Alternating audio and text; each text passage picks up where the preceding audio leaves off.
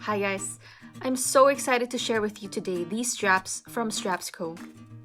This is the first time anyone has ever sent this channel anything for review. And I have Miguel from SoCal Watch Reviews to thank for this referral. And of course, I would like to thank StrapsCo for this opportunity. Full disclosure, StrapsCo sent these straps to me for free, but I'll do my best to be as fair as possible in this review. Let's begin with a brief background of StrapsCo because I feel like it's nice to know the people behind the brand. StrapsCo is a family-run business based in Montreal, Canada. It was founded in 2012 by a die-hard watch enthusiast named Martin. He had the idea of providing quality watch straps for affordable prices when he was looking for a replacement strap for his beloved Breitling Navitimer. From working in the basement of the founder's apartment building, StrapsCo has grown to fill a 7,500 square feet warehouse. That's huge. Today, StrapsCo provides a wide range of straps for classic watches and smartwatches. I shot the unboxing video last week, but I've been wearing these for a few days, so I can give you my experience with it. Without further ado, let's get into it. First up, we've got this vintage leather strap in slate blue. It's made with soft top grain leather. Top grain refers to the top layer of the cowhide that's been sanded down a bit to remove the imperfections. It's on a higher level than what you often hear as genuine leather, so you're getting a strap that's better quality in the affordable range. However, it's not top-of-the-line full-grain leather where you can see the original texture of the cowhide, so bear that in mind. This particular top grain leather is soft to the touch and the stitching looks clean. The strap itself is also supple and flexible, which I take as a sign of quality. It comes with quick release spring bars, which is super convenient. It's pretty thick though at 3mm, which might bother some people, especially when they're working on a keyboard. But other than that, I don't mind it. Because it's so thick, it was hard at first to get it to pass through the keepers, but it eventually loosened up after a few days of wear. Here's how it looks like on my King Seiko. A lot of people on Instagram have commented on how good it looks. Next, we've got the women's Crocodile strap, which I got in tan.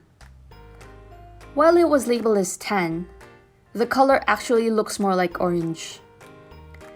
This one is made with croc embossed genuine leather. It's not made with top grain leather, but it's also supple, which is a good sign.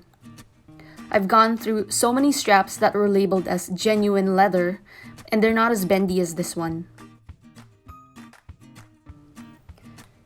Unlike the men's strap, the women's strap is much thinner.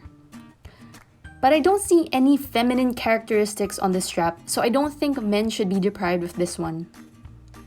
The available width range is from 10mm to 24mm, and there are a lot of different color options. Guys with a wrist size that can handle a short length strap can wear this.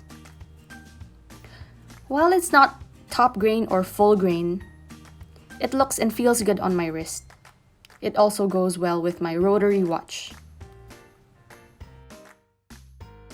Also, I just wanted to share, don't get poly watch on your straps. I tried to clean off a small speck on it, so I grabbed the nearest liquid I could find, which was poly watch, and it rubbed off a bit of the top layer. Thankfully, it was only a little bit. I got some water right away on a Q-tip and cleaned off the remaining poly watch. Up next, we have the Dassari Tribute to Vintage Italian Leather. What's so special about Italian leather? I'm not experienced enough with leather to know, but I heard that Italian leather is usually associated with high quality. It doesn't say on the website what kind of leather it is, if it's top grain, but it seems at par with the first top grain leather strap I showed you. The strap is also supple and flexible, and the texture is soft. Also, like the first strap, it's thick at 3mm, which made it hard at first to get to pass through the keepers, but it loosened up after 1 day of wearing. Here it is on my Corju Flieger watch. I find that this vintage style with minimal stitching goes well with more rugged watches.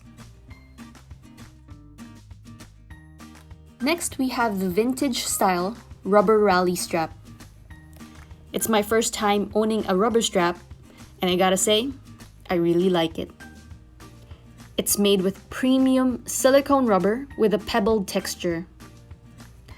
I also like that it's really bendy. The rally style with holes help with the airflow so it doesn't feel hot. Oh yeah, this one is 21mm. I've been looking for a long time for 21mm rubber strap, and I'm happy to share that StrapsCo offers a lot of styles with odd number lug widths. Here it is on my Corum Admiral's Cup. This watch actually doesn't have a high water resistance, but I thought it had a sporty look to it that would go well with rubber.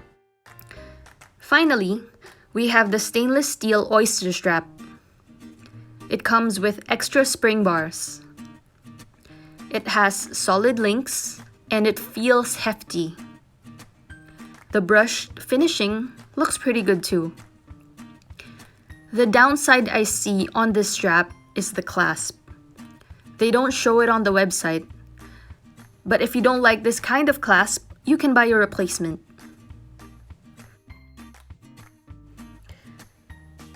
I originally bought it for this Seiko SNKL 45, but I made the stupid mistake of thinking that I could fit it with the end links. I should have checked.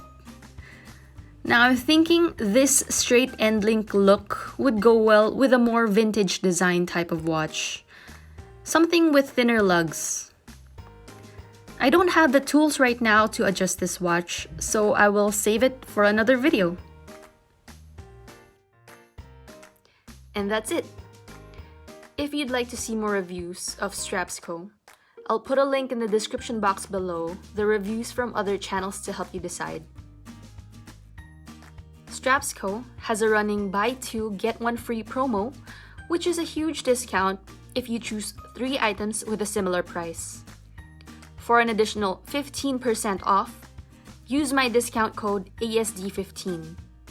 I don't get any commission for that, it's just a way for StrapsCo to know that you came from my channel or from my Instagram.